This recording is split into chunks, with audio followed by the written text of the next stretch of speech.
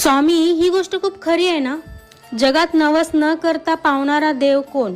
उत्तर एकच, आई वडील. देव दिसत नाही म्हणून आपण मंदिरात जातो, पण घरात असलेल्या देवाकडे अनेकदा दुर्लक्ष करतो, नाही का? ज्यांनी स्वतःच्या इच्छा मारून आपली प्रत्येक इच्छा पूर्ण केली, त्यांनी स्वतःच्या डोळ्यातले अश्रू लपवून आपल्या चेहऱ्यावर हसू फुलवलं, ते म्हणजे आई वडील. त्यांनी कधी नवस मागितला नाही, फक्त आपल्या सुखासाठी आयुष्यभर झिजत राहिले.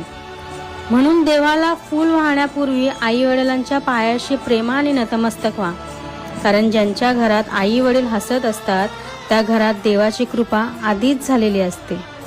श्री स्वामी समर्थ.